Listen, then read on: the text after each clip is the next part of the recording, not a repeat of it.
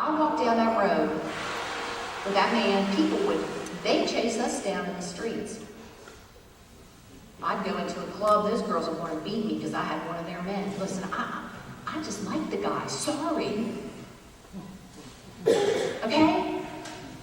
I had my own family calling me names. You know what it's like to be called nigger lover? You know what that's like? You want to know what that follows you? Y'all look at me, I'm being real here. Do you hear what I'm saying? You want to know what it's like to have that on you and everywhere you go people say that to you? Look, I could have just fought them. I could have said, I'm going to curl up in a ball. I'm going to run from this man. I don't want nothing to do with him. I said, no, what I'm going to do is, one day, I may actually pave the road. So my children can be free to love whoever they want to love, to do whatever they want to do, that they're not going to be bound by that. Do y'all hear what I'm saying? Not everything is for you. Sometimes you pave the road for somebody else. Sometimes it don't feel good, but you know what? It's not going to feel good anyway. So if it's going to help somebody else, why wouldn't you want to do it? Do you have kids? Do you have a family? Do you have somebody you love? Do something. Pave that road for them. You know, nobody wants to be labeled. Nobody wants to feel like an outcast. Nobody wants the color of their skin or their gender or what they've done. You want to know what they're saying about y'all out there since y'all ain't been out there in a while? Y'all are no good. You're never going to make it. Once a felon, always a felon. Oh, they have a whole transformation while they're up in there, and then they all come out and do the same thing. All y'all, every single one of you, you're as bad as the guy back there. He's as bad as this one over here. How do you feel about that? That make you a little upset? More determined, man. That's right. You know, and see, this is the thing, okay? You can do one or the other. You can let it, catapult you to success, or you can pull back and you can get an attitude from it. I say pave the road for somebody else. New vision. Here I am, a convicted felon, forgery and othering. I'm doing volunteer work at Rappahannock Regional Jail about 9 years ago. Taking 12-step in there. I've been sponsoring people in the 12-step community for years. And, people start calling me, some of the social workers and people at the jail, hey, you come in a lot, do you know of any place where these women can go when they're released?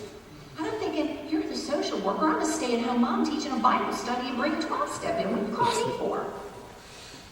And I remember when they said that, I'm thinking, somebody needs to do something about this. And I finally realized, wait a minute, I'm the somebody.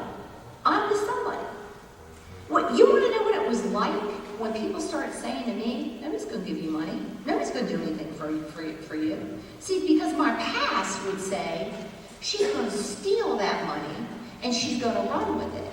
Because she's a convicted felon and she was a drug addict and she was a hoe and she's going to take the money and she's going to run. See, that's what my past says. Every time I fill out an application, I got to check the felony box, okay?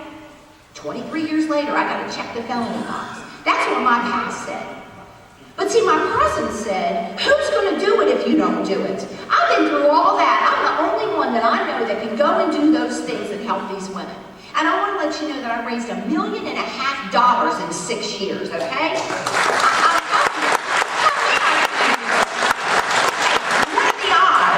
What are the odds that the richest man in the world, one of the richest men in the world, not the United States, in the world, Warren Buffett, what are the odds that his sister would live in Fredericksburg, my hometown? What are the odds? What are the odds that I actually get to meet her? Here's the odds.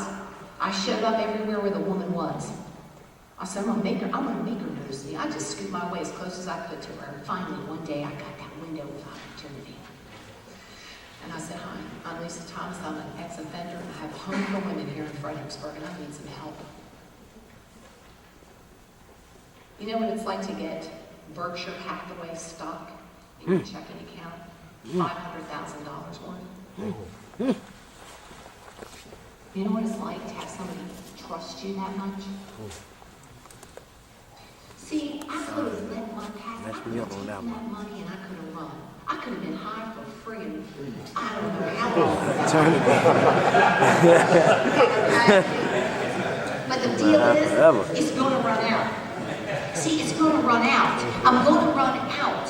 And so what I kept thinking was, I got to do something with this. And we did. I mean, we were very successful for 7 years until, of course, the economy hit and things happened. And really, people rather give money to puppies as opposed to ex-offenders coming out of prison, just so you know. I mean, you know, That's watch true. TV nowadays. I mean, them puppies are living, Yeah, right. living high off the hog, man, okay? I mean, that's just the truth. It's really the truth, okay? So I could say, well, my past is that I went through this whole thing of new vision that I didn't make, and why should I go forth and do anything else? Just because I told you the things that other people run from, I run to. Don't tell me no. Don't tell me I can't do it. You've been through some stuff that nobody else would be able to survive. You tell me the normal people that would be able to survive the stuff that you got to deal with in here. You hear what I'm saying? They would curl up and die. They wouldn't be able to handle it. You want to know what it's like on Wednesdays? I got a group of kids in front of my house. And I love the kids that come that are the bad kids. You know what I mean? Like my daughter's a senior in high school. She brings all these kids over. And the bad kids are the ones that smoke dope and get in fights. But they know they won't come in my house like that, okay? And so, and I'm always messing with them. Like, you know, oh, you like to fight? Yeah, I like to fight. So when he's not looking, I'll run and grab him and throw him down on the grass. Come on, come on. And, you know, it's like this interaction starts happening. They start to light up, okay? And I start thinking about y'all. This is when I started thinking, see, to somebody this may seem like a stupid dream, like a stupid fantasy that could never happen. But see, I believe stuff. I believe when someone's planning me, they need to hear. These kids, these young men, they need to hear from y'all. This ain't no joke. You don't want to give this state 20 years of your life. I mean, look at this one kid right now. I'm sorry. He's going there, do you know what I'm saying? And he thinks he's a badass, and he thinks he's just like got it all going on. And he's going to end up down. What? So my dream is, why can't some of y'all pour into lives of some of these kids? You really don't want them here, do you? Don't let your happen. You say, how can I do that? Start volunteering when you get out of here. Go somewhere and do something with your time instead of sitting around waiting for something to happen. Suit up and show up, baby. You know, don't go into looking for a job looking like 50 Cent or Jay-Z. Nobody wants to see your underwear. Nobody wants you to be no gangster, trust me. Okay, unless you're a rap star, nobody wants that. I mean, you might have all that swagger on the street and all that kind of stuff. Nobody wants that in their place of employment. I'm just here to tell you, I can't go in and look for a job with, you know, with a hoochie skirt on with my butt hanging out, and you know what I'm saying? I mean, that ain't gonna work. Now, I might get a job with some guy for a little bit of time, but it ain't a real job. You know what I'm saying? I mean, you know, it's the same thing. And it don't matter what you think. It doesn't matter what your past is. It doesn't matter about all those things. I mean, I don't wear suits in my everyday life, but I know what's appropriate. I got some brains in my head. So don't let what happened in your past, good or bad, dictate how you're going to walk that future out. You got way more going for you than what happened in your past. Third one, stop doing the same thing over and over again, expecting a different result. What's that the definition of? Insanity. Insanity. Yes, insanity. Oh, I'm only going to go down. I got this $20. I know I got my bank card, but I got this $20, and I'm just going to go, you know, see Gary on the corner just for about maybe an hour or something. I'm gone for 3 days. Raggedy, no bath, coming back. You know what I'm saying? You can't keep doing the same things except expecting something different. You can't keep hanging with the same people expecting things are going to be different. I said I have 3 brothers. My one brother's sober. He's living a good life. I got 2 brothers that are so messed up. My one brother takes 80 Oxycontin a day. A day. I don't know how the man is alive. I don't know how he's alive, y'all. And you know, it's so hard because, like, I mean, I've had them all over my house. I've tried to help everyone, but you can't, you know how it is. It's got to come from God. But see, I can't keep doing and being with people. I've had to let some of my family go. And in other family, I've had to make amends and say, it was me, it wasn't you. As hard as that is to humble myself to say, you know what? It was not you. It was my jacked up ways. It was my addiction. It was my greed. It was my ego. You know what I'm saying? You cannot keep doing the same thing expecting for it to be different.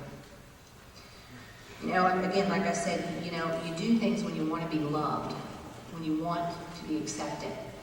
When I got out, I was in Arlington County Jail, and when I got out, oh, and another thing, I know what y'all are going to say because I've already heard this from several people. Some of you may not, but some of you may. Well, time, if you haven't done, like, you know, a couple of years, that's really no time. Well, I'm going to tell you this. My friends, decided after, you know, 8 months of being incarcerated that I will never come back here. And it doesn't, I opened this up with this. It doesn't matter where you are in your physical, it matters where you are in your mind. So when you say to me, well, she ain't got no time. Well, you know what? I still got a felony.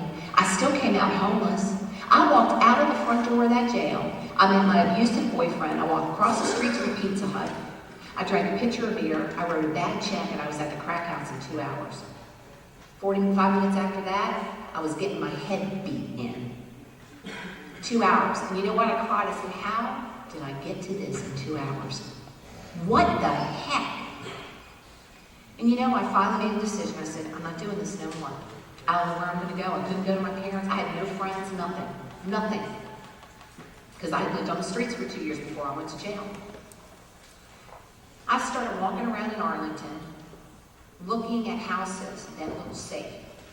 And in Arlington, the garages are detached. They're in the back. So I'd go around looking in the garage door, see if there was a car that looked like it moved, you know, scoping the place out.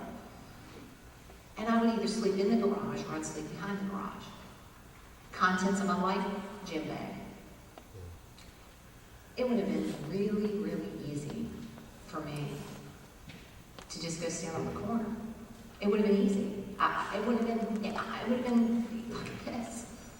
And I said, no, I'm not doing it. I am not going to do the same thing because it's going to turn out the same way.